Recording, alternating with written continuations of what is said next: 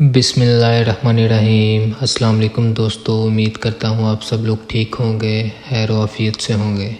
پیارے دوستو، آج میں آپ کو حضور اکرم صلی اللہ علیہ وسلم کی چند حدیث مبارک بتاؤں گا۔ سیدنا عبادہ بن صامت رضی اللہ عنہ بیان کرتے ہیں، ایک آدمی نبی کریم صلی اللہ علیہ وسلم کے پاس آیا اور کہا، اے اللہ کے نبی، کون سا عمل سب سے افضل ہے؟ آپ صلی اللہ علیہ وسلم نے فرمایا، اللہ تعالیٰ پر ایمان لانا، اس کی تصدیق کرنا اور اس کے راستے میں جہاد کرنا۔ اس نے کہا، اے اللہ کے رسول صلی اللہ علیہ وسلم، میرا ارادہ تو اس سے آسان عمل کا تھا۔ آپ صلی اللہ علیہ وسلم نے فرمایا، صبر و سماعت۔ لیکن اس نے پھر کہا، اے اللہ کے رسول، میرا ارادہ تو اس سے ہلکے عمل کا تھا۔ آپ صلی اللہ علیہ وسلم نے فرمایا، تو پھر اللہ تعالیٰ تیرے بارے میں جو فیصلہ کر دے، اس میں اس کو متہم نہ ٹھہرنا، یعنی اللہ تعالیٰ کے فیصلے پر راضی ہو جانا۔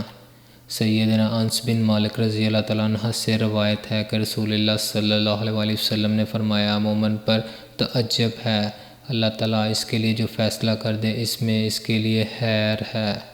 سیدنا ابو ہریرہ رضی اللہ عنہ سے مروی ہے کہ رسول اللہ صلی اللہ علیہ وسلم نے فرمایا، آدم علیہ السلام اور موسیٰ علیہ السلام کا جھگڑا ہونے لگا۔ موسیٰ علیہ السلام نے کہا، اے آدم، تم ہمارے باپ ہو، تم نے ہمیں ناکام کیا اور جنت سے نکلوا دیا۔ ایک روایت میں ہے، تم وہ آدم ہو کہ جس کو اس کی غلطی نے جنت سے نکال دیا۔ آدم علیہ السلام نے کہا، اے موسیٰ، تم وہی ہو جس کو اللہ تعالیٰ نے اپنے کلام اور اپنی رسالت کے ساتھ منتخب فرمایا اور تمہارے لیے اپنے ہاتھ سے تورات لکھی۔ اب کیا تم مجھے ایسی چیز پر ملامت کرتے ہو جو اللہ تعالیٰ نے میری تخلیق سے 40 برس پہلے میرے حق میں لکھ دی تھی؟ آپ صلی اللہ علیہ وسلم نے فرمایا، اس طرح آدم علیہ السلام موسیٰ علیہ السلام پر غالب آ گئے۔ آدم علیہ السلام موسیٰ علیہ السلام پر غالب آ گئے۔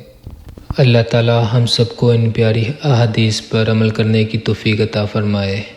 آمین ثم آمین یا رب العالمین۔ السلام علیکم ورحمۃ اللہ وبرکاتہ۔